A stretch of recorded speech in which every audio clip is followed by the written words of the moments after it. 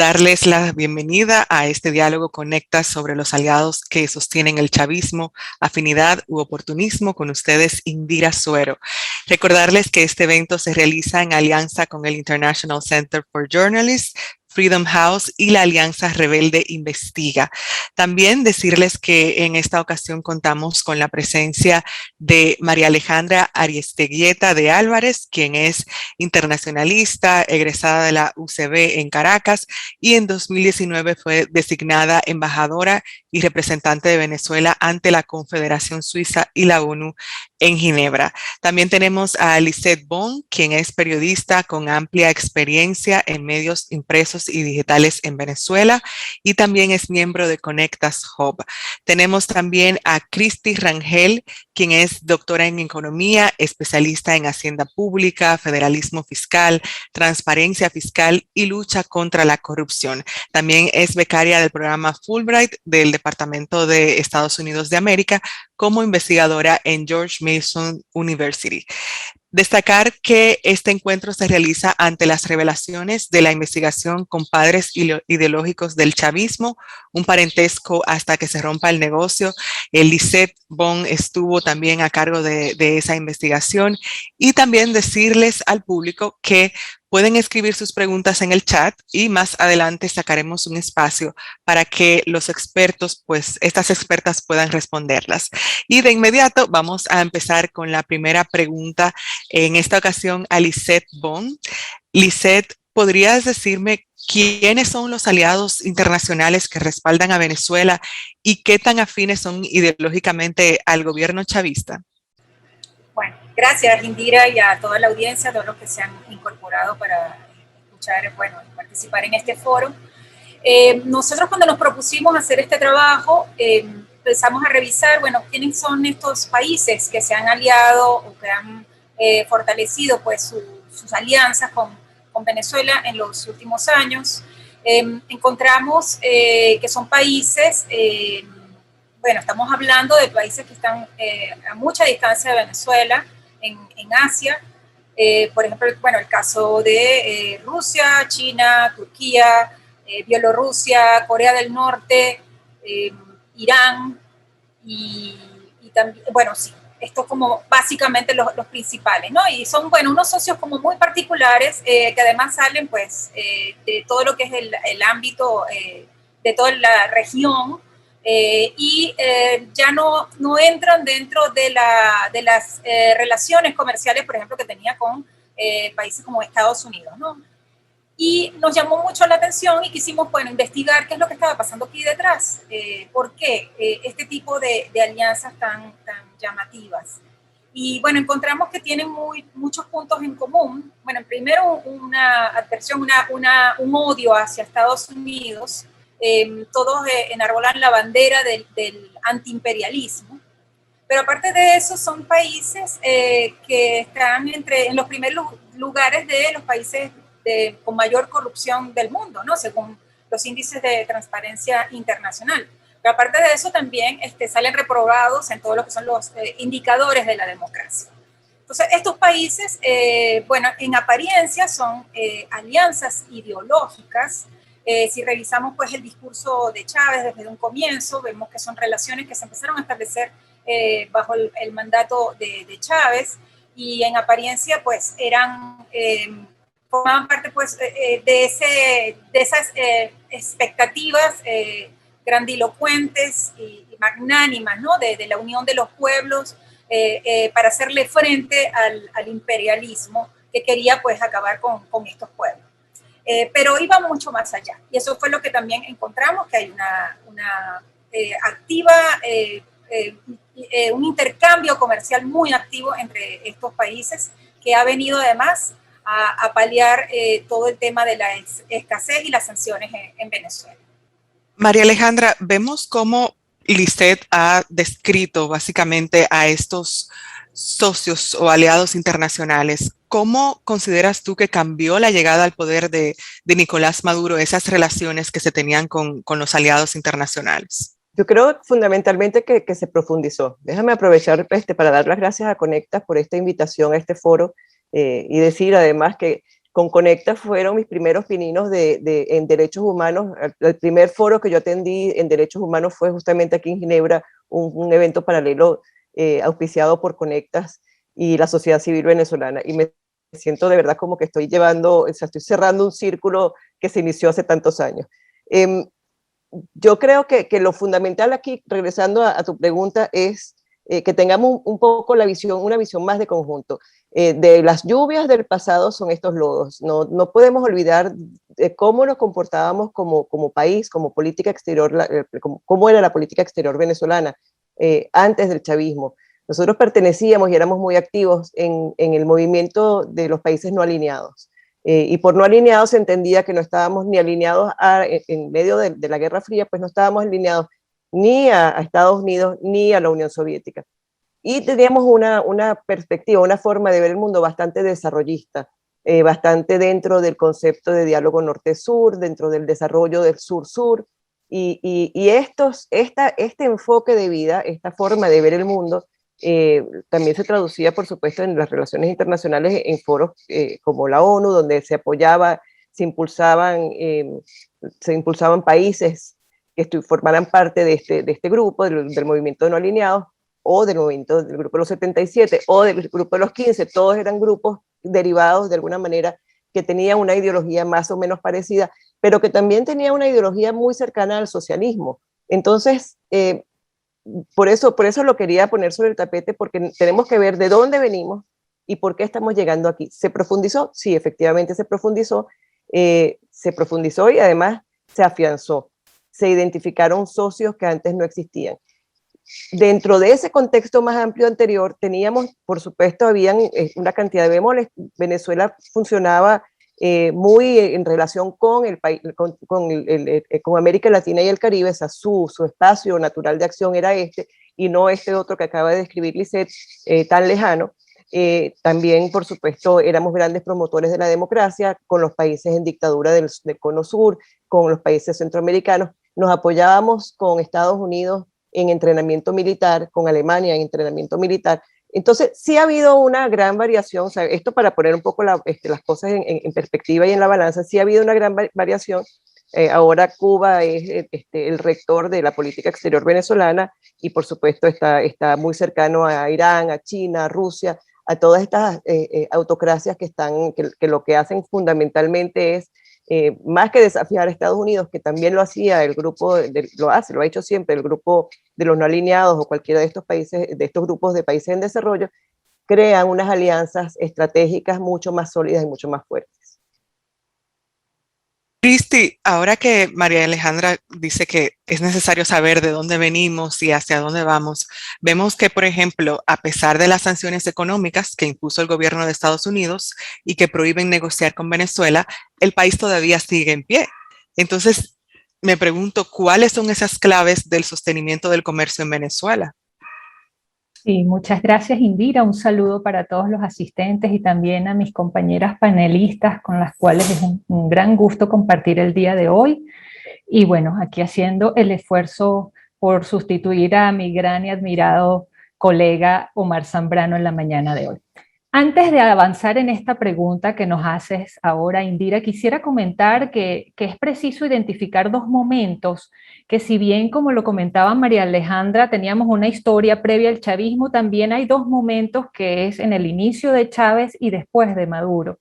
Y es que las relaciones con Rusia, con China y con Bielorrusia ya se habían profundizado. De hecho, hubo un gran estrechamiento en las relaciones con Rusia y con China, y que coincidieron en aquel momento con China no con un tema ideológico, sino con el esfuerzo que hacía China a nivel global de expansión, de una política de expansión hacia muchos países del mundo, y en el caso de América Latina, pues Venezuela fue como la gran puerta de entrada.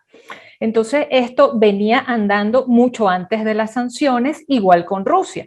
Por supuesto, el interés de Chávez en aquel momento, y desde entonces, era el antiamericanismo, el antiimperialismo, pero no era tanto la visión de China como su posicionamiento económico y su posicionamiento geoestratégico y formar parte de la actividad petrolera tan vital para sostener el crecimiento acelerado que ha tenido China en los últimos años. En el caso de Rusia, claramente hay un vínculo muy importante desde el punto de vista de también posicionarse en América Latina y hacerle frente a Estados Unidos como, digamos, en su patio trasero. Después de las sanciones, hay un elemento crítico para Venezuela, y es que las sanciones llegan cuando ya la industria venía en declive, nuestra industria petrolera, es importante resaltarlo. La producción de PDVSA viene cayendo desde el año 2008, que es mucho antes de las sanciones, y esto no se había notado porque teníamos altos precios del petróleo, pero luego de que caen los precios del petróleo en 2014 se agudiza el problema y a esto se suman las sanciones. ¿Qué ocurre? Bueno, que allí entonces sí empieza el contacto con otros países que tienen experiencia en sanciones, que han sabido cómo sortearlas, y de esta manera se produce un intercambio interesante en el cual los países autocráticos que ya han tenido problemas con el mundo occidental tienen claro cómo sortear estas sanciones y por otro lado se benefician de traer sus productos a Venezuela, aumentar el intercambio comercial, y en estas relaciones ganan algunos, los que nos asesoran con cómo evadir las sanciones, gana el gobierno de Venezuela en el sostenimiento en el poder y ganan los países autocráticos en posicionar sus empresas, sus productos y participar en negocios que antes no eran sus negocios naturales en esta zona del mundo. Esta pregunta la voy a hacer tanto a María Alejandra como a Cristi, y va relacionada a las negociaciones que se vienen llevando en México entre la representación de Maduro y la oposición mayoritaria, que contarán con el acompañamiento de Rusia y de Países Bajos. Entonces, quiero saber qué tanto pesará la cercanía de Rusia y Turquía, que aún está por definir, con el gobierno chavista en esta intermediación. ¿Qué piensan ustedes? Bueno, me aventuro a decir, creo que todavía es muy pronto para saber cómo van a desenvolverse las dinámicas, sobre todo de cara a la nueva situación que se está viviendo con la salida de Estados Unidos de Afganistán, que creo que cambia el juego geopolítico mundial y que podría en algún momento crear un acercamiento entre Rusia y Estados Unidos. Por muy poco probable que se pueda pensar, pero si tomamos en cuenta el expansionismo al cual hacía referencia hace un momento Cristi, el interés de China es este posicionamiento como hegemonía, que es parte de una política que ya fue anunciada por ellos hace ya un lustro, y que persigue fundamentalmente conquistar nuevos mercados, conquistar ampliamente nuevos mercados, luego de ese masivo crecimiento que tuvieron en las últimas décadas, ya digamos, habiendo llegado a una meseta, pues a partir de ahí el siguiente ola de crecimiento no puede venir sino a través de las exportaciones, de una masiva campaña de exportaciones. Con lo cual la salida de Estados Unidos de Afganistán se convierte en una alternativa estratégica muy interesante para China, que puede considerar o que está considerando Afganistán como parte de su ruta de penetración comercial y de extracción también, porque no olvidemos que Venezuela, la República del Congo, Guyana, Surinam y Afganistán son fundamentalmente economías de extracción de minerales ilegales, ¿no? Entonces, en esta óptica tenemos que también tener en cuenta que puede haber allí una fricción de Oriente y Occidente, y Rusia puede servir ahí de comodín. Y esto puede, como consecuencia, puede alterar un poco el juego planteado en México. No sé si quieres que lo deje hasta aquí, porque estamos, pues, es una dinámica que ustedes ya diseñaron. Sí, gracias María Alejandra. Pasemos entonces con Cristi para que complete esa opinión. Bueno, la verdad que hay diversas perspectivas sobre este asunto. Una es optimista en el sentido en que a Rusia le interesaría la estabilidad política de Venezuela. Y Rusia puede reconocer que esa estabilidad ahora mismo no se está consiguiendo, que hay ilegitimidad, factores en conflicto en el régimen que pueden alterar sus intereses y sus negociaciones en Venezuela, sobre todo las grandes inversiones que han hecho en materia petrolera. Por eso había leído de reconocidos analistas que es interés de Rusia que tal vez la situación en Venezuela política y económica mejore, y por eso podría jugar un papel. También otros analistas han considerado que tanto China como Rusia, sobre todo estos dos que tienen gran peso a nivel internacional, es deseable que participen también en las negociaciones en vista de que no hay que obviar los grandes intereses que tienen aquí. Ahora, que contribuyan a llevar la balanza a favor del madurismo, pues la verdad que también es pronto avisorarlo. Yo quisiera ser optimista y pensar en el interés o en la conveniencia de que los países que tienen intereses económicos aquí pudieran estar de acuerdo también en una estabilidad política que no tenemos en este momento. Lisette, luego de escuchar las respuestas tanto de Cristi como de María Alejandra, y pensando un poco en la investigación que realizaste junto a Conectas, ¿podrías explicarme cómo se conformó este nuevo eje diplomático con naciones del Medio Oriente y qué tanto de pragmático y utilitario hay en el interés de esos países en Venezuela? Sí, como bien dijo María Alejandra Aristigueta, hay que revisar mucho antes de Maduro cuando comenzaron estas relaciones. Aquí a Venezuela incluso vinieron pues de visita, tuvimos visitantes ilustres como Ahmadinejad de Irán, el presidente, Lukashenko. O sea, Chávez recibió a varios mandatarios de estos países, bueno, y además con el interés pues, de fortalecer, de profundizar estas relaciones. Veíamos al comienzo, bueno, que formaban parte pues, del discurso, promesas, bueno, de acuerdos y convenios, por ejemplo, para el intercambio, para la exportación de orquídeas, ¿no? Hacia Rusia, o de cacao, que también es una industria que aún no termina de desarrollarse en Venezuela. Pero bueno, detrás de todo esto encontramos que está el interés, bueno, de solventar algunas de las deficiencias que hay, sobre todo en este momento en Venezuela. Vemos el caso de que hay un intercambio, por ejemplo, de un país como India, que es bastante particular, porque, bueno, si bien no calza enteramente en todas las características que hemos encontrado con este grupo de países, o sea, se habla de, bueno, que es la democracia más grande del mundo, aunque también tiene índices de corrupción bastante muy notables. Vemos que aquí ha venido a solventar el problema de la escasez de medicinas, sobre todo de medicinas, ¿no? En primer lugar. Y este intercambio es de medicina por petróleo. Y el último año pudimos también encontrar que está en este intercambio está formando parte la gasolina, o sea, no solamente está India enviando medicina a Venezuela, sino también gasolina.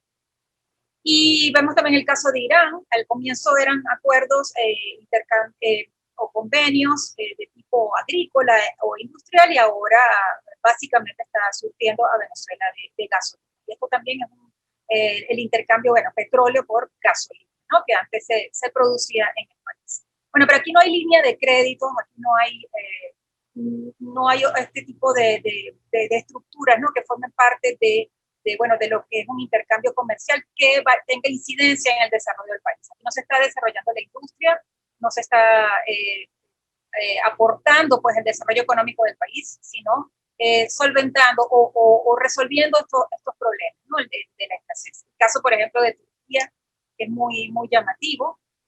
Aquí Erdogan fue uno de los últimos mandatarios de estos países que ha venido de visita a Venezuela. Y bueno, el intercambio es sobre todo de oro por pasta o harina de trigo. O sea, la harina de trigo era uno de los productos que eran importados de Estados Unidos. Pero bueno, al agrietarse estas relaciones, Venezuela buscó a otros países pues, que permitiesen tener acceso a estos bienes básicos, ¿no? O sea, a ciertos alimentos y a medicinas. Pero bueno, el oro, y que también forma parte pues, de estos intercambios, cambios. Ahorita se ha convertido, bueno, entre la merma y la crisis que presenta la industria petrolera. Sí, se está exportando petróleo, pero también ha venido a entrar en juego este commodity, ¿no? Que es el oro, que además se presta pues también como forma parte de las sanciones a todo un manejo irregular e informal al tráfico, ¿no? Del oro, sobre todo en países, por ejemplo, como Turquía y Emiratos Árabes, que vemos, por ejemplo, el caso de Emiratos Árabes está intercambiando oro por carros de alta gama, ¿no? Es lo que podemos observar. Entonces, bueno, esta es la naturaleza de estas relaciones que se han establecido y que se han fortalecido en los últimos años, ¿no? Con estos países. Cristi, continuando con la respuesta que acaba de dar Lisette sobre algunos de los beneficios que se han obtenido, ¿qué tan clave consideras que ha sido para Nicolás Maduro esta alianza económica con socios comerciales como India, Turquía o, por ejemplo, Rusia? Bueno, sin lugar a dudas han tenido un impacto muy positivo para el sostenimiento del régimen. Ha habido un cambio respecto al periodo de Chávez, porque en el momento de Chávez estaban buscándose esas afinidades ideológicas, esos objetivos de cambiar de socios intencionalmente, pero no estábamos pasando apuros económicos en ese momento, todo lo contrario, estábamos en una situación de bonanza. Entonces habíamos mirado solamente a China, a Rusia, y estábamos también en un papel de alianzas y amistades en América Central y en Sudamérica de cara a las negociaciones en ámbitos internacionales como la ONU y la OEA. Después de Nicolás Maduro, entonces ya estamos en una situación económica distinta. Quiero hacer énfasis en que sufríamos de escasez también antes de las sanciones y que mayoritariamente estaban impulsadas por el declive en la mayoría de las empresas expropiadas por el Estado y que habían generado un impacto negativo en la economía, y también por las medidas económicas como los controles de precios y las decisiones laborales leoninas para el sector privado venezolano. Entonces nosotros estamos viviendo una muy fuerte escasez en 2014, 2015, 2016, fueron años terribles.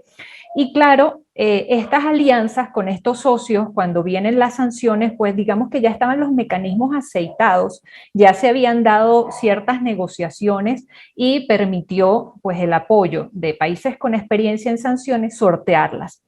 Se crearon caminos, por ejemplo, podemos hablar del banco en el que es socio Venezuela y Rusia, que sirvió para ciertas transacciones en el intercambio petrolero. Luego este banco fue sancionado también por Estados Unidos, y a China utilizando también intermediarios para llevar el petróleo hacia Asia. India aparece estrictamente con intereses económicos, no vemos una afinidad tan ideológica como intereses económicos de posicionar aquí sus productos y de hacerse también con nuestro petróleo, que lo necesita porque es un país bastante grande.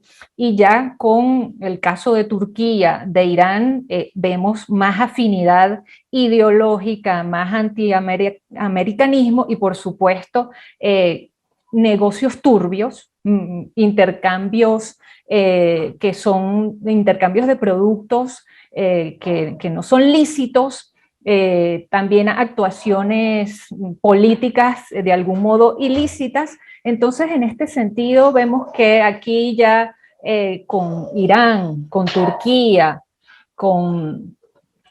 puede ser también otro país, a ver, el otro que tenemos como socio, Siria, vemos otro tipo de negociación en la que ya los intereses son más de países autocráticos y de intercambios ilegítimos en estas negociaciones, más allá del petróleo y más allá de bienes alimenticios, ¿no? Como por ejemplo lo mencionó claramente Lisette, el tema del oro, que está sancionado y que hay un negocio ilícito, no solo por las sanciones, sino también por la forma como se está extrayendo este producto que viola todas las normativas ambientales y los derechos de los pueblos indígenas en los territorios de explotación. Muchas gracias, Cristi. Vamos a continuar con una pausa para las preguntas del público.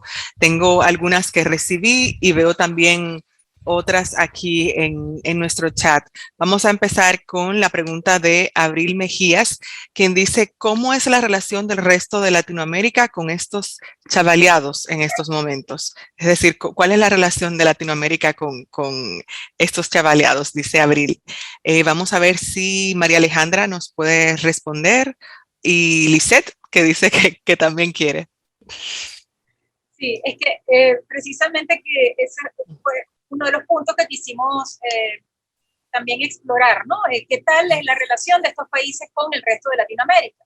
Y bueno, nos encontramos con la sorpresa que es muy activa, muy vigorosa, sobre todo el principal socio comercial de estos países es Brasil, Latinoamérica. Venezuela no está entre los primeros lugares, o sea, está entre los primeros lugares, pero no es de los primeros 5. Salvo el caso de India. En India sí estamos en el primer lugar de los países receptores pues, de su medicina, ¿no? En Latinoamérica. Pero, por ejemplo, en el caso de Rusia o de Bielorrusia, de Turquía, no somos los primeros socios comerciales en Latinoamérica. Sobre todo, en el primer lugar siempre está Brasil. Brasil, que también se puede entender en el caso de, por ejemplo, de Rusia, porque India fue un país BRIC, ¿no? de este bloque económico sobre el cual hubo tantas expectativas, que era de las economías emergentes a mediados de los 2000, pero bueno, que al final pues tampoco llegaron a convertirse en las grandes potencias que iban a sustituir, por ejemplo, a Estados Unidos como se pensaba o se preconizaba en ese momento. Pero sí, eso lo encontramos. ¿No? Venezuela no es uno de los principales socios comerciales de estos países. Estamos hablando de Rusia, Turquía, Bielorrusia, Siria, Corea del Norte e Irán. María Alejandra, ¿quieres aportar algo a la respuesta de Lisette? Sí, efectivamente creo que el rol de los BRICS aquí fue fundamental, el intercambio que hubo en las décadas pasadas entre los países denominados BRICS, les ha permitido realmente convertirse en socios comerciales de interés y de importancia entre ellos, pero además también creo que hay que tomar en cuenta, y por eso el tema de Brasil, pues por eso el tema de que la presencia de estos países frente a Brasil, de Rusia, China, India, tienen que tener una relación mucho más estrecha con Brasil. Brasil tiene una talla totalmente distinta al resto de América Latina, pero además creo que hay que señalar que China, al igual que lo ha hecho en África durante las últimas décadas, también lo ha estado haciendo en Venezuela, en América Latina, ha estado penetrando el mercado de América Latina de distintas maneras. Yo me quedé muy sorprendida no hace tanto tiempo estudiando un tema en relación con el comercio colombiano, y me di cuenta que efectivamente China se ha convertido en un socio comercial muy importante para Colombia. Entonces no estamos hablando bueno, esa es parte de la agenda económica china, no debe ser de extrañar, pero no estamos hablando de que al igual de que están tienen esta relación con Venezuela, pues también algunos de estos países la han ido incrementando, han ido posicionándose en el mercado latinoamericano. Cristi, ahora que María Alejandra menciona el tema de China, ¿podrías explicarnos un poquito sobre cómo es esa estrategia o esa forma de penetrar a nuestros países que tiene China? Sí, gracias, Indira. Pues quería hacer mención al trabajo que hicimos en Transparencia Venezuela, negocios chinos, acuerdos que socavaron la democracia en Venezuela, y a partir de esta investigación pudimos determinar que en un primer momento Venezuela fue, digamos, el principal socio de China, sobre todo el principal beneficiario de préstamos. Fuimos los principales receptores de préstamos de China, por lo menos hasta el año 2014, que ya dejamos de ocupar una posición relevante. Eran momentos de altos precios del petróleo, de una producción elevada, y estos precios se lograban pagar rápidamente, y por eso China seguía dando préstamos. Bueno, esto cambió, no solamente hacia Venezuela. Primero cambió hacia Venezuela, ya dejaron de prestarnos dinero en el momento en que nosotros dejamos de cumplir con nuestras deudas, pero también China cambió su posicionamiento hacia otros países de América Latina y ya su estrategia no fue tanto de préstamo como de inversiones.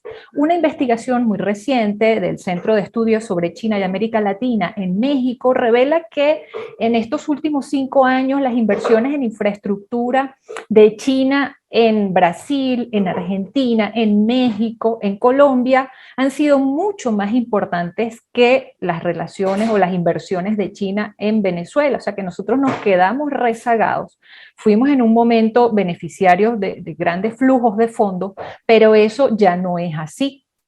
Y en inversión extranjera, y bueno, también hay que diferenciar entre los préstamos y la inversión extranjera directa, porque siempre la inversión fue más hacia otros países, mientras que los préstamos vinieron más a Venezuela mientras fuimos buenos pagadores.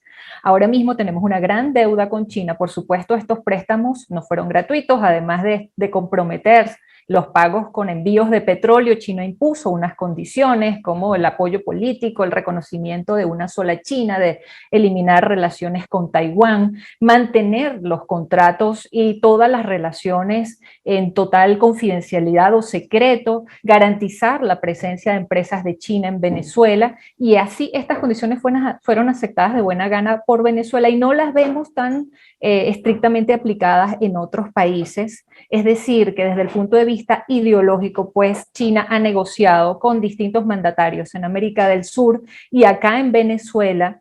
Fuimos beneficiarios de préstamos, pero nos impusieron esas condiciones y los resultados pues son distintos también a los de otros países. Las inversiones en infraestructura en otros países han logrado o llegado a feliz término, mientras que en Venezuela no es así, y tampoco los proyectos que se realizaron con deuda que pesa ahora mismo de forma importante en toda la deuda del sector público de nuestro país, y sin embargo las obras no fueron culminadas, ni hubo progreso ni desarrollo con este dinero que llegó a nuestro país. Tengo otra pregunta del público y es de Luis Quero de Yaracuy, Venezuela.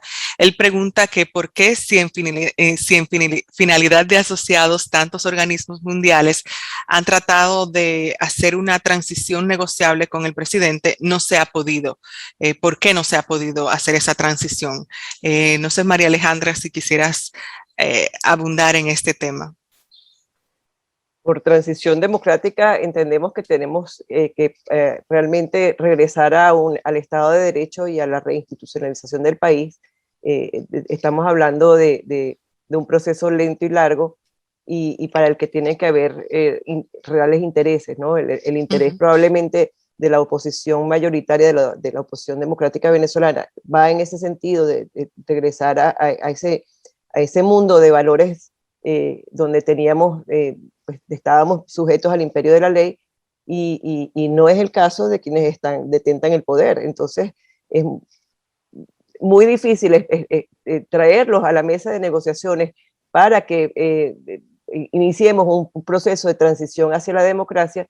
Es muy difícil con quienes no les interesa una transición a la democracia porque, entre otras cosas, lo que estamos viendo aquí con el apoyo que tienen con sus socios comerciales, unos más oportunistas que otros, pero socios comerciales al fin les está yendo bastante bien. Entonces, ¿cuál sería la razón para avanzar hacia un proceso de democratización? Vamos a continuar con nuestra conversación y más adelante vamos a seguir con las preguntas del público, que veo que son varias. Cristi, vemos que recientemente el Banco Central de Venezuela anunció el inicio de operaciones del nuevo sistema de intercambio de mensajería financiera que busca promover la independencia de sistemas extranjeros para las operaciones bancarias nacionales. Entonces, a tu juicio, ¿qué relevancia tiene esto en medio de la reactivación económica que proclama el gobierno de Venezuela? Gracias, Indira. En realidad, la reactivación económica requiere muchísimo más que este sistema, que es solo una pequeñita parte de lo que se requiere para rescatar la economía del país. Consultada hace poco sobre este mismo tema, opinaba que el problema fundamental ahora, desde el punto en el tema monetario, es que se estabilicen los precios, que logremos controlar la hiperinflación. Y más allá de una reconversión monetaria o hablar del bolívar digital, que es como solventar el tema de tener que volver a imprimir billetes y monedas o tener que volver a una reconversión en 3 años, como ocurrió en esta ocasión, pues deberíamos, más bien, o el gobierno debería aplicarse a la disciplina fiscal, a la transparencia en las finanzas públicas, a la publicación de nuestro presupuesto, a aplicar reglas macrofiscales que impiden el financiamiento monetario del déficit y que impiden el gasto sin control discrecional que nos ha llevado a la situación en la que nos encontramos.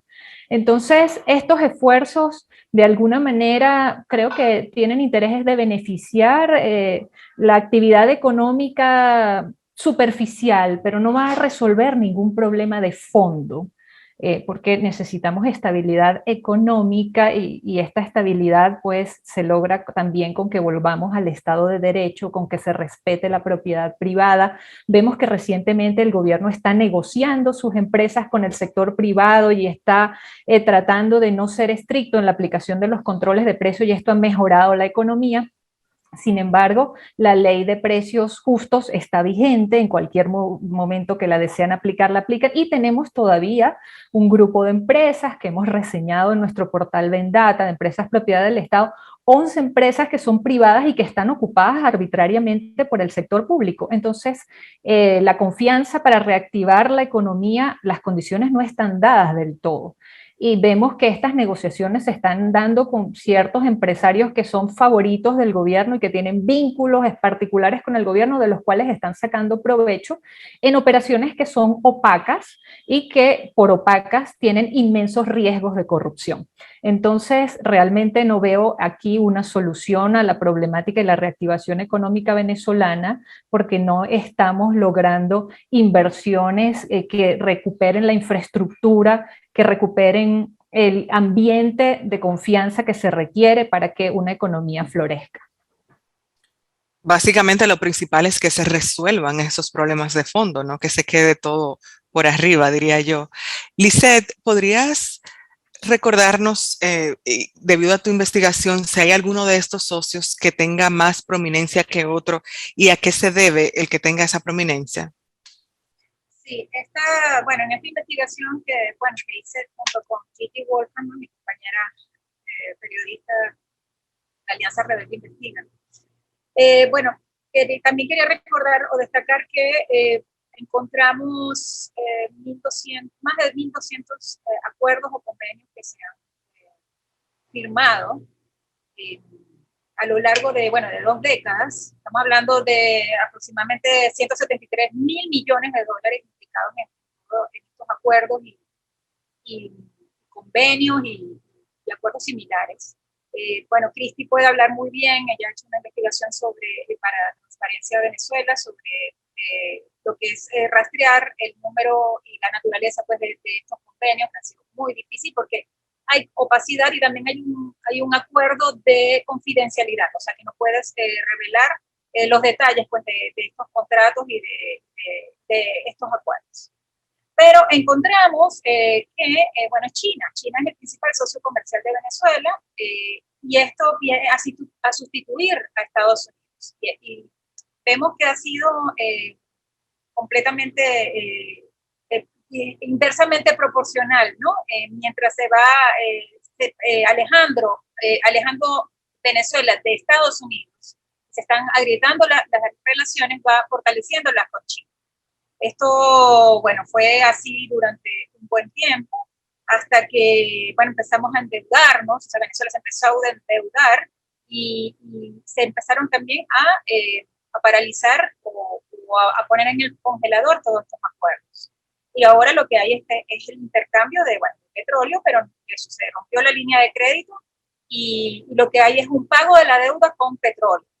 Y también continúa el intercambio comercial con Venezuela, las exportaciones de China a Venezuela, pero en la que también participa no solamente el Estado, sino también el sector privado. Entonces, pero sigue manteniéndose como el principal socio comercial de Venezuela, o sea, China, en sustitución de Estados Unidos. María, mirando a largo plazo, esas relaciones que tiene Venezuela con estos aliados, como por ejemplo mencionaba Lisette, China, ¿son sostenibles? Yo sí creo que son sostenibles incluso habiendo, una vez que hayamos salido, si salimos de este periodo tan nefasto para Venezuela y regresamos a un periodo, a una reinstitucionalización y a una redemocratización del país, yo creo que son total y absolutamente sostenibles, puesto que ya ha habido una penetración del mercado venezolano, ya hay una relación establecida bueno, y estos acuerdos comerciales en ningún caso son acuerdos perecederos, no hay, tendría uno que denunciarlos, tendría una de las partes que denunciarlo, y denunciarlo supone entonces un nuevo proceso de negociación con seguramente unas condiciones específicas, ¿no?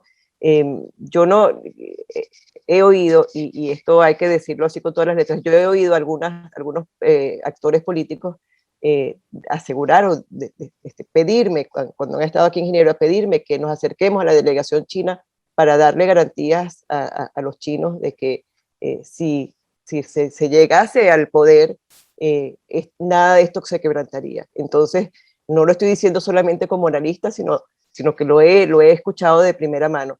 Y el interés está justamente para aliviar, para buscar esa estabilización, para aliviar un poco esa supuesta tensión que puede haber, que la hemos visto también en el pasado como parte de una narrativa política, ¿no? En la que se dice, bueno, si si Chávez desaparece, entonces desaparece todo esto. Era como un poco meterle miedo a a sus socios comerciales. Estos acercamientos se han estado llevando a cabo con todos los países, justamente para tratar de estabilizar y de naturalizar que los negocios son negocios. Yo quiero regresar a un tema que dije antes, que no lo, que quizás que es un ejemplo muy, muy específico.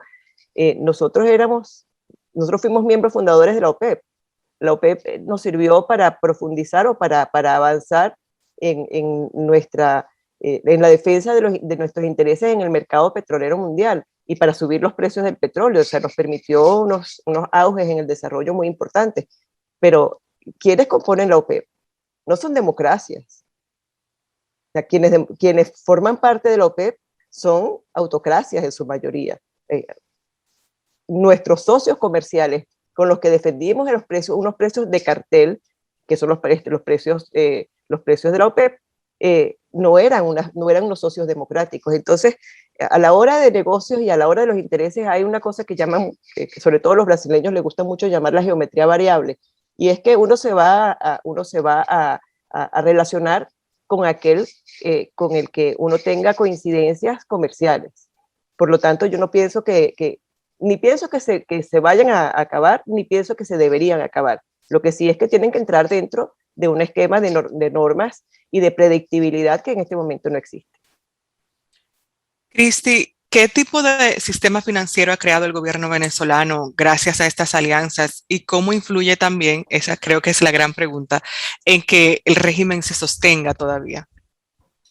Bueno, estamos hablando de un sistema que es opaco, en donde hay inmensos riesgos de corrupción y abusos de poder, porque no sabemos en este momento cómo son exactamente esas negociaciones, cuánto nos cuesta estas relaciones o estos intercambios. Irán nos envió gasolina, pero no hubo ningún documento que nos dijera la gasolina tiene un valor de tanto, se llegó tanto de gasolina con este valor y nosotros pagamos con oro o pagamos en efectivo y no tenemos claridad de en qué condiciones se están haciendo. Entonces, vemos que se montó como un sistema paralelo que evade controles, que posibilita negocios entre quienes están haciendo las transacciones y por lo tanto facilita o permite que hayan beneficios particulares. Los venezolanos no tenemos, somos los propietarios últimos del petróleo que está en el subsuelo y el gobierno de Nicolás Maduro es nuestro intermediario, pero nuestro intermediario o agente no nos rinde cuentas, no nos dice cómo se están haciendo estas negociaciones. Y a mí, por ejemplo, me resulta Curioso saber si el subsidio de la gasolina que ahora ya no está y que ahora pagamos $0,5, ese $0,5 por litro alcanza o cubre el costo de compra que hicimos a Irán o no lo cubre. ¿Cómo está esa relación? Entonces, lo que tenemos ahora en funcionamiento es que están a disposición todas las posibilidades de abusos de poder porque no tenemos ningún tipo de control ni contrapeso. ¿Sí?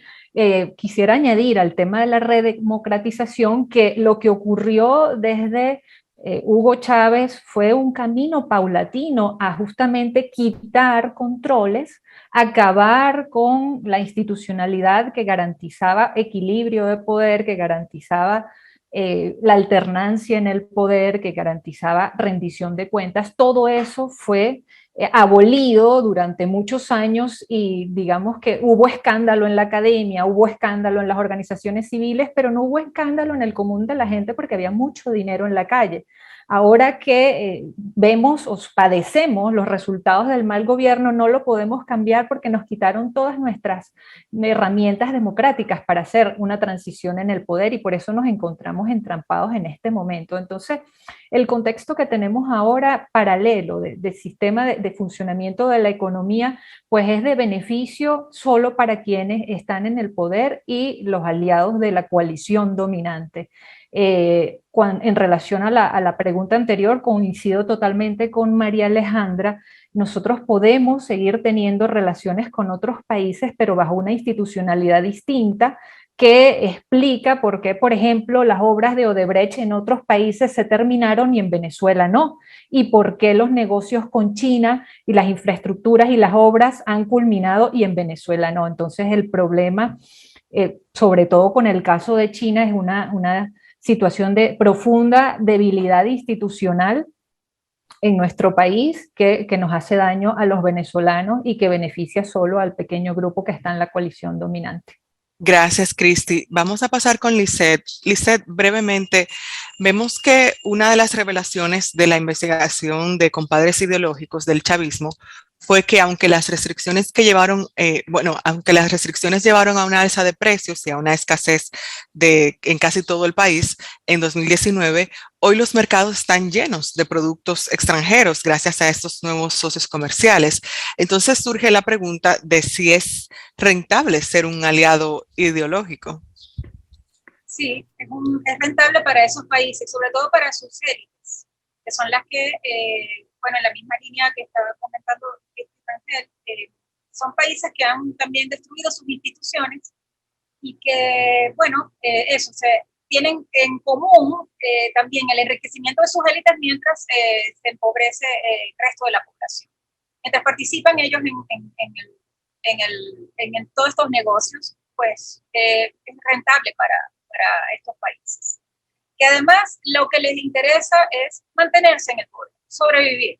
Por eso también se asocian, se alían para poder además aplicar las prácticas que les han funcionado a los demás, ¿no?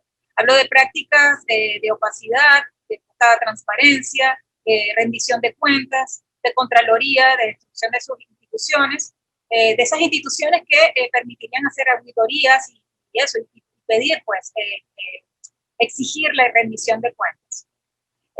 Y bueno, es lo que vemos, que es rentable para ellos y mientras, como dice el título de esta investigación que hicimos, pueden revisar en todos los medios que forman parte de la Alianza Rebelde Investiga, como Runrunes, El Picasso y tal cual, y aparte de eso, Conectas. Allí, titulamos, mientras, así como dice el bolero, esta relación, este parentesco se va a mantener hasta que como el amor, hasta que se rompa, ¿no? Hasta que se rompa el negocio, se va a mantener porque son relaciones en el fondo pragmáticas e utilitarias. Justamente, Lisette, pienso que haces un buen aporte al decir que hasta que se rompe ese amor, va a seguir todo. Vamos a pasar brevemente a las preguntas del público antes de entrar ya en la etapa final de nuestra conversación. Y vamos con la pregunta de Luis Miquilena, quien dice que se entiende a raíz de esta conversación que el futuro económico de Venezuela pareciera estar hipotecado. Entonces él dice, ¿tienen ustedes ideas de por cuánto tiempo y a qué costo está hipotecado el futuro de Venezuela, de acuerdo a lo que, económico de Venezuela, de acuerdo a lo que dice Luis? Cristi, no sé si quieres responder. Sí, ciertamente estamos en una crítica situación de deuda en nuestro país. Tenemos compromisos, y no solamente con las deudas emitidas, que justamente cuando teníamos la mayor bonanza nos endeudamos más y rompimos todas las normas relativas al endeudamiento. No había razón de ser, y ya esto ha sido documentado por distintos economistas. Esto tuvo todo que ver con el ciclo político electoral, la situación de fragilidad que vivimos, y en realidad pues sí, tenemos esta hipoteca con varios países, y de allí el interés de algunos políticos de dar tranquilidad a nuestros acreedores sobre determinados compromisos que tenemos, que muchos de ellos fueron adquiridos, o la gran mayoría, por lo menos hasta 2016, los compromisos se adquirieron con la débil institucionalidad que teníamos, pero digamos que tuvieron legitimidad. Ya después de 2016, que no se reconoce el papel del Parlamento, otras negociaciones que hayan ocurrido desde entonces sí podríamos intentar renegociarlas o revisarlas, porque la institucionalidad es muy débil en ese caso. Pero creo que si es posible avanzar en la negociación que nos lleve a una transición pacífica en la que demos garantías a los acreedores y en la que logremos el apoyo de banca multilateral para reestructurar la situación de nuestra deuda, para negociar incluso la quita de la deuda, pues es posible superar la dramática coyuntura que vivimos. Pero esto pasa sin lugar a dudas por una transición política, por un cambio de los actores políticos, porque difícilmente vemos en el comportamiento ya de tantos años y en el más reciente un interés por cumplir reglas macrofiscales, transparencia y cumplir disposiciones normativas básicas del funcionamiento económico en nuestro país. Entonces, claro que es posible la recuperación, tendríamos que hacer negociaciones, pero hace falta ese cambio político o esa transición que nos lleve a una institucionalidad distinta a la que existe ahora mismo. María Alejandra, brevemente, para que me responda brevemente, por favor. Vemos que uno de nuestros invitados pregunta, ¿cómo se coloca en ese escenario el castrismo? Porque vemos la relación con los demás países, pero ¿qué pasa entonces con Cuba y Venezuela? Cuba es el gran maestro, Cuba es el que ha llevado de la mano a Venezuela y lo ha ayudado a transitar todo este espacio que estamos discutiendo hoy. Cuba entrenó o ha servido de asesor durante todos estos años en el marco, por ejemplo, de la ONU, que es mi espacio natural.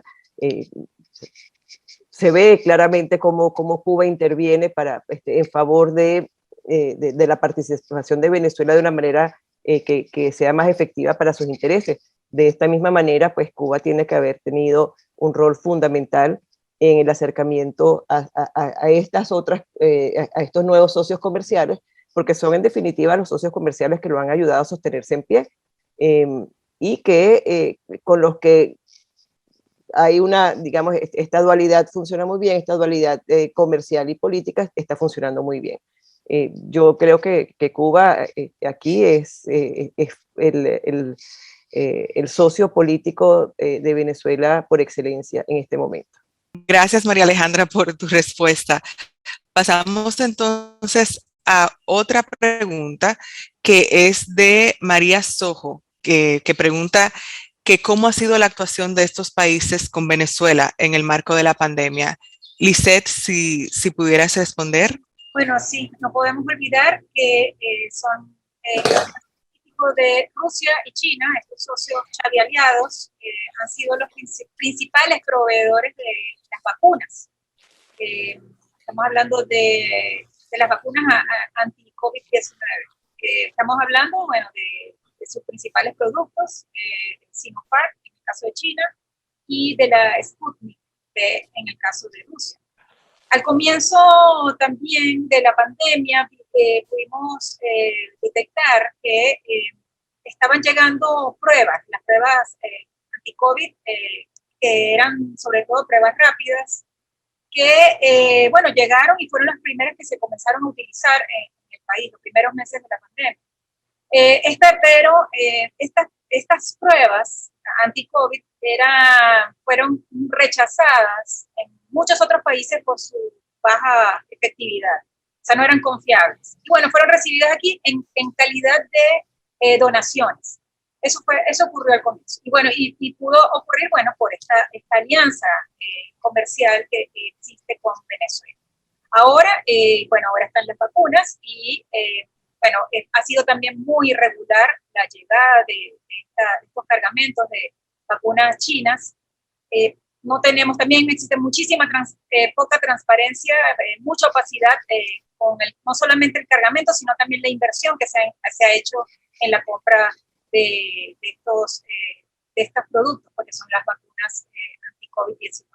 Pero sí, ahí está, y podríamos también, nos puede servir de pista en Latinoamérica, ver cuáles son los países que han adquirido una vacuna u otra, o sea, un tipo de vacuna de qué país, de qué laboratorio, y por qué se ha preferido, porque hay preferencias por uno u otro. Entonces, para un poco nos dé una idea de cómo está el estado de las relaciones de esos países con los chavialianos. Vamos a continuar con nuestra conversación agradeciendo siempre a nuestros invitados por sus preguntas, pero para respetar el tiempo también, pues vamos a seguir un poco con las preguntas que tengo para nuestras panelistas. Cristi, vemos que una de las conclusiones de la investigación con padres ideológicos del chavismo es que los numerosos convenios firmados entre Venezuela y pares autocráticos se manifiestan en anaqueles llenos y estaciones con servicio de gasolina, pero esto no se ha traducido en la reactivación del aparato productivo nacional. Entonces yo me pregunto, ¿cuáles son algunas de esas razones por las que no se ha reactivado el aparato productivo de Venezuela, si tiene todas estas alianzas con estos socios? Y en realidad estas alianzas, como bien lo dice el documento producido por Conectas, estas alianzas no han buscado el interés de la reactivación económica y el aparato productivo nacional. Sencillamente han pensado en una relación de puertos, más no en infraestructuras y en inversiones para reactivar la actividad económica. En el año 2019, por ejemplo, cuando fue el gran apagón que sufrió Venezuela en el mes de marzo, se comentó que China ayudaría a reactivar la industria de energía, la electricidad, pero no fue así. Ese proyecto anunciado no se concretó. Entonces, las relaciones están siendo sencillamente de puertos, importaciones, y es doloroso ver que nosotros estamos importando productos que se podrían producir perfectamente en Venezuela. Hicimos un análisis, por ejemplo, en la industria del azúcar, en nuestro proyecto de empresas propiedad del Estado, y nosotros abastecíamos el mercado nacional a finales de los 90 y todavía exportábamos azúcar. Tenemos suelos fértiles para la producción de azúcar, pero necesitamos la infraestructura. Entonces, en estas relaciones, pues no hay interés en esta reactivación de la actividad agroindustrial o de otras actividades económicas, sino sencillamente hacer los intercambios. Una vez sancionado el petróleo y todas las dificultades para la exportación, que aún así se produjo, pero con grandes descuentos, pues el gobierno echó mano de la actividad minera en un contexto muy opaco, y con esos recursos minerales se están dando los intercambios, pero sin favorecer de ninguna manera el aparato productivo nacional. No se ve de ninguna manera el interés en favorecer el aparato productivo nacional, sino enfocarse, como bien quedó demostrado en el informe de los Chavi aliados, que queremos es intercambio comercial estrictamente, más no de fortalecer el aparato productivo nacional. Los esfuerzos más recientes con PDVSA de apertura, de abrir a negociaciones pues pareciera que ahora sí tienen una preocupación por rescatar nuestra principal industria. Sin embargo, no terminan de concretarse o este deseo de mantener todo en opacidad y sin condiciones claras, sin reglas de juego, pues no da garantías de que tengamos socios serios para salir adelante en nuestra producción petrolera. Antes de pasar a las reflexiones finales, tengo una última pregunta para Lisette y María. Vemos que dentro de este nuevo eje diplomático hay países como Siria o países como Irán que presentan situaciones de inestabilidad, lo vemos a diario en las noticias.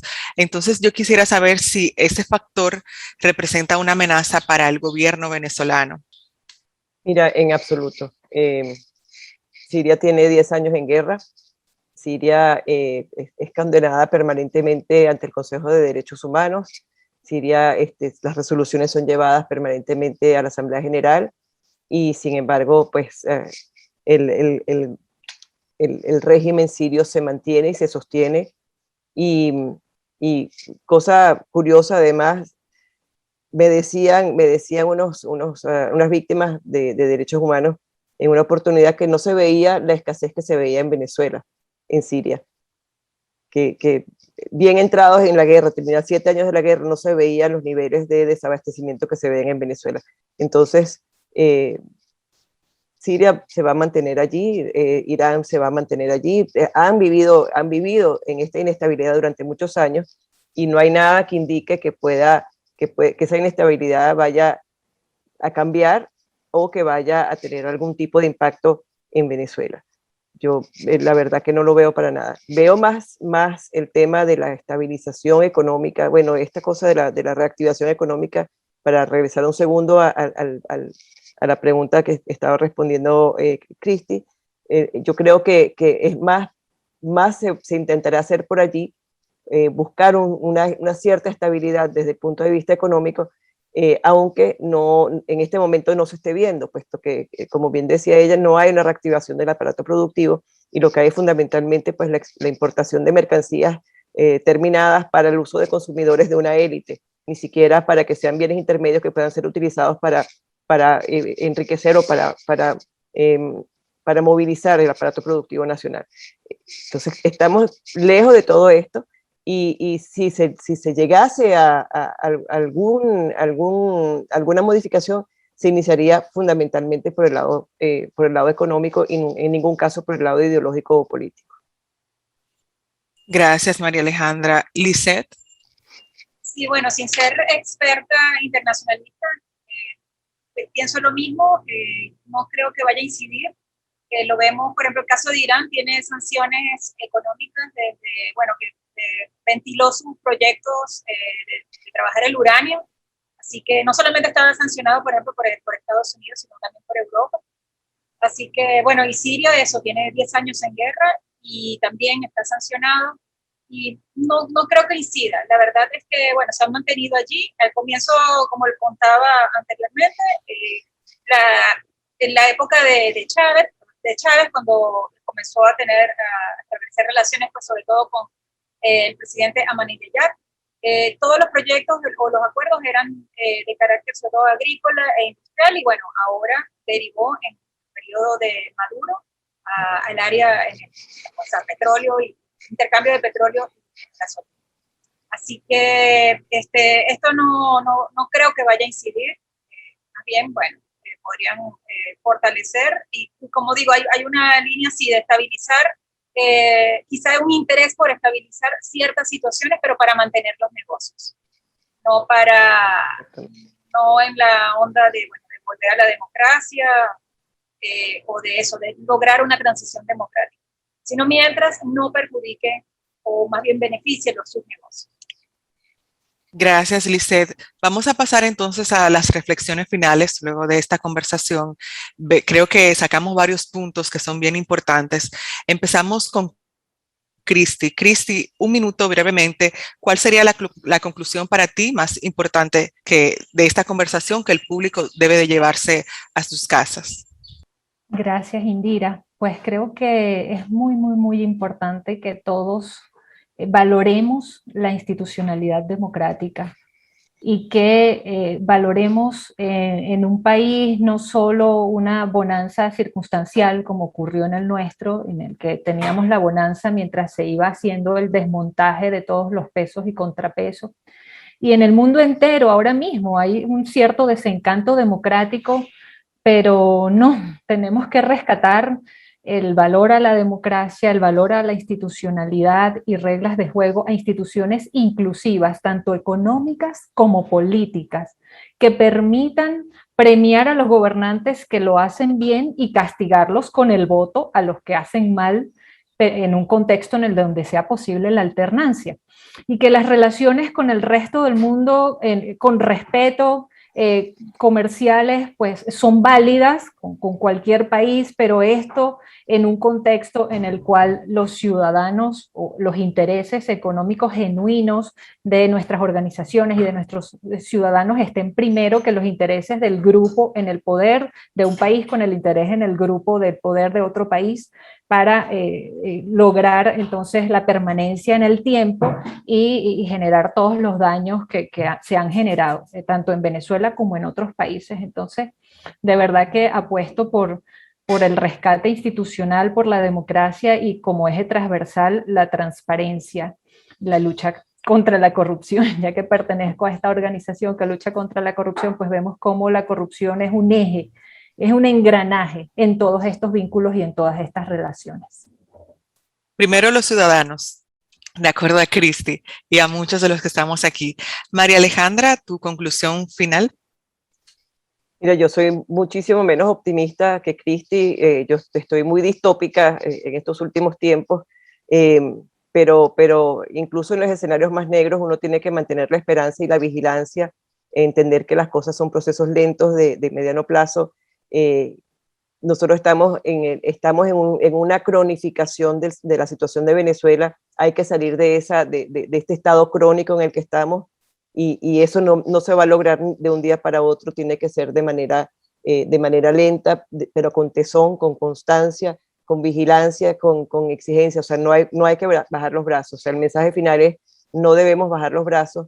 La tarea nos va a tomar tiempo, pero se debe entender que se debe hacer paso a paso y con la mira puesta en el objetivo final. Gracias, María Alejandra. Pasamos entonces finalmente con Lisette. Sí, yo quería, bueno, a manera de aporte para la reflexión, subrayar el sentido de las sanciones, ¿no?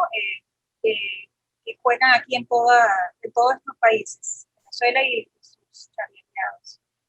Y esto es revisar un poco la otra cara de las sanciones, de todos los países que tienen sanciones.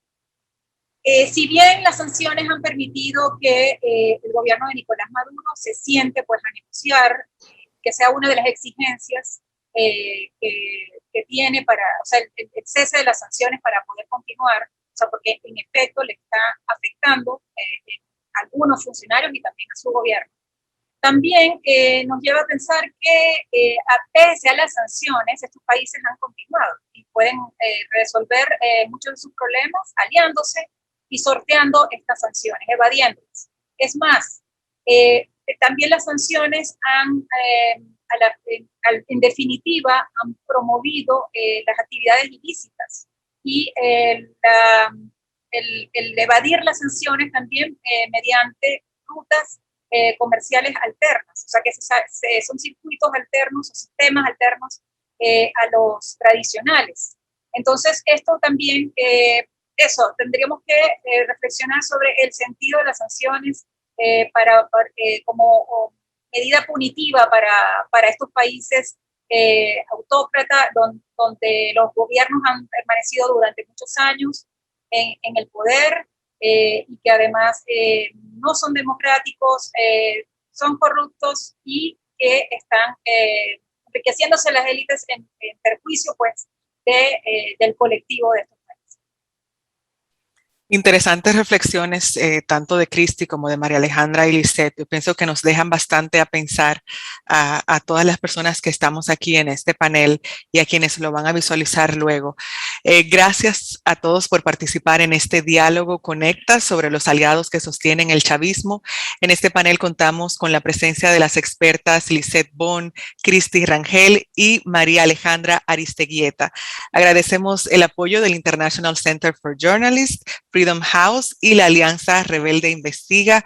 Con ustedes estuvo Indira Suero. Agradecer también a todos los asistentes de nuestro espacio Diálogo Conectas y decirles que en el chat podrán encontrar una encuesta de satisfacción que los invitamos a diligenciar. Recordarles que la opinión de ustedes es muy importante para nosotros. Muchas gracias.